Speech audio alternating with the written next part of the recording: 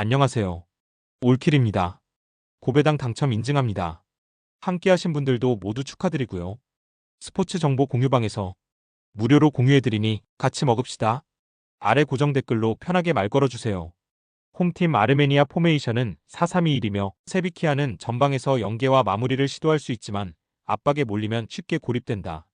샤고야는 측면에서 돌파와 크로스를 시도하지만 수비 가담에서 빈틈을 보이며 뒷공간이 열리는 약점이 있다. 스페르치아는 중원에서 전진 패스와 템포 조율을 담당하지만 압박 강도가 높을 때 쉽게 흔들리는 기복을 드러낸다.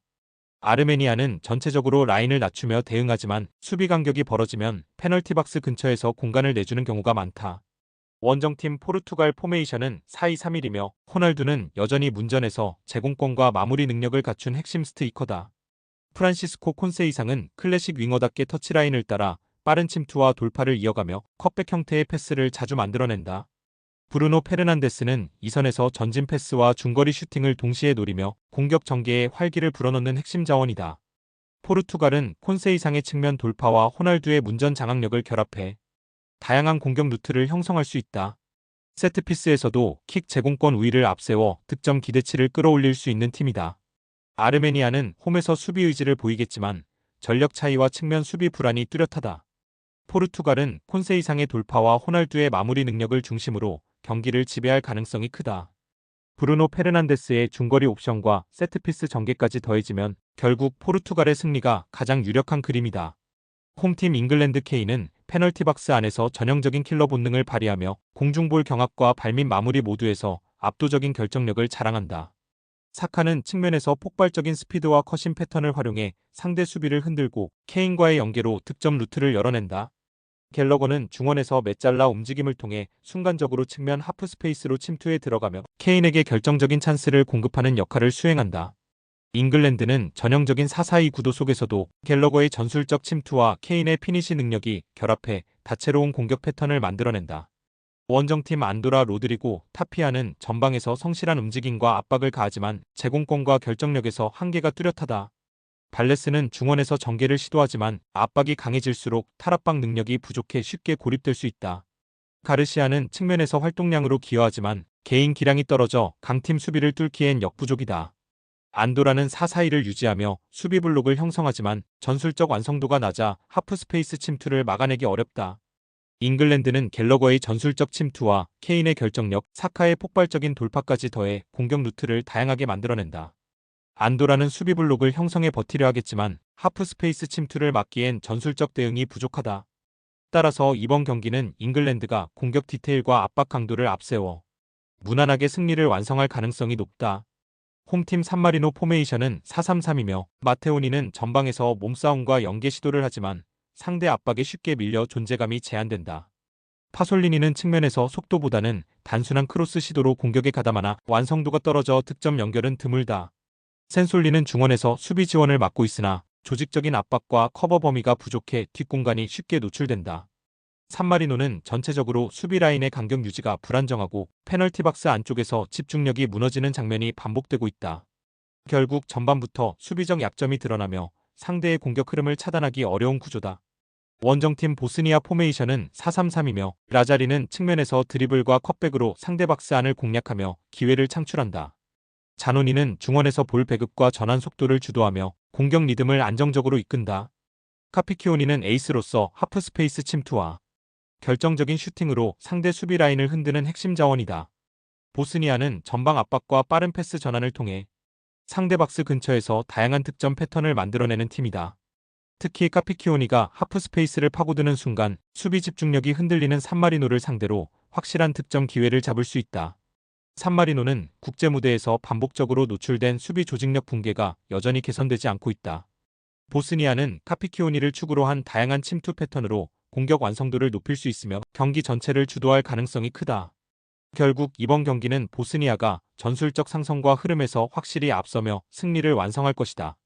홈팀 오스트리아 그레고리치는 전방에서 제공권과 침투를 동시에 소화하며 상대 수비 뒷공간을 흔드는 타깃 역할을 맡는다.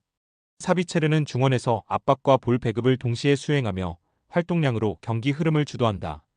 바움가르트너는 이선에서 유연한 움직임과 슈팅으로 언제든 위협적인 장면을 만들어내며 전술적 다양성을 불어넣는다.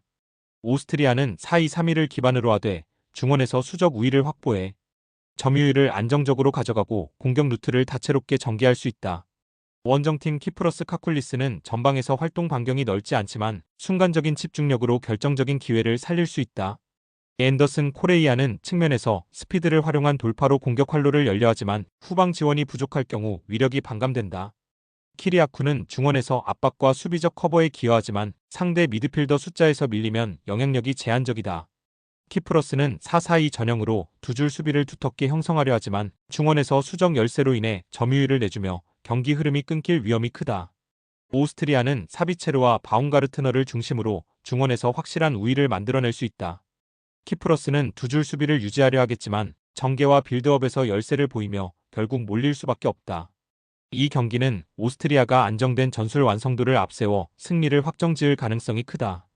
홈팀 아일랜드 포메이션은 4-4-2이며 콜린스는 제공권과 대인 마킹에서 안정적인 수비 기둥 역할을 맡는다. 메가티어는 측면에서 빠른 돌파와 크로스로 공격 전환에 활력을 불어넣으며 상대 진영을 흔든다. 브레디는 중원에서 킥 정확도와 패스 전개로 팀 공격의 리듬을 만들어내며 세트피스 상황에서도 위협적인 존재다. 아일랜드는 홈에서 강한 압박과 끈끈한 조직력을 앞세워 상대 체력 저하를 더욱 부각시킬 수 있는 조건을 갖췄다. 원정팀 헝가리 포메이션은 3-4-3이며 바르가는 문전에서 제공권을 살린 움직임으로 공격의 중심이 된다. 소보슬라이는 킥력과 전진 패스로 공격 전개를 이끌지만 장거리 원정 피로가 누적되면 기동력이 떨어질 수 있다. 셰페르는 중원에서 활동량과 압박으로 힘을 보태지만 장시간 비행 여파로 후반부 집중력이 흔들릴 가능성이 크다. 헝가리는 기본 전술 완성도가 높지만 체력과 리듬 관리에서 어려움을 겪으면 후반에 전방 압박이 무뎌질 수 있다. 아일랜드는 홈에서 끈끈한 수비와 전방 압박으로 경기 흐름을 장악할 수 있다. 헝가리는 장거리 비행으로 인해 전술적 기동력이 저하될 수 있으며 후반에 뚜렷한 체력 차이가 나타날 수 있다. 이 경기는 체력 격차와 홈 이점을 바탕으로 아일랜드가 승리를 챙길 가능성이 높다. 홈팀 미국 악의망은 전방에서 강한 피지컬과 제공권 장악을 바탕으로 볼을 지켜내며 이선 공격수들의 침투를 열어주는 핵심 역할을 맡는다. 버울턴은 이선 중앙에서 창의적인 움직임과 날카로운 패스를 구사하며 벌어진 공간을 활용해 결정적인 슈팅과 어시스트를 만들어낸다. 틸만은 측면과 중앙을 오가며 활동 반경이 넓고 순간 스피드와 드리블 돌파로 상대 수비 라인을 계속 흔든다. 미국은 4-2-3-1 전형을 활용해 중원에서 균형을 잡으면서도 이선의 버울터와 틸만을 중심으로 공격 루트를 다변화할 수 있다. 특히 수비와 미드필더 간격이 벌어지는 순간 날카로운 침투와 연계가 곧바로 득점 찬스로 이어질 가능성이 크다. 원정팀 대한민국 오영규는 최전방에서 왕성한 활동량과 저돌적인 움직임으로 상대 수비를 괴롭히지만 아직 마무리에서 기복이 존재한다. 손흥민은 좌측에서 폭발적인 스피드와 날카로운 중거리 슈팅으로 위협을 가하지만 지나친 의존도가 전술적 단점으로 작용한다.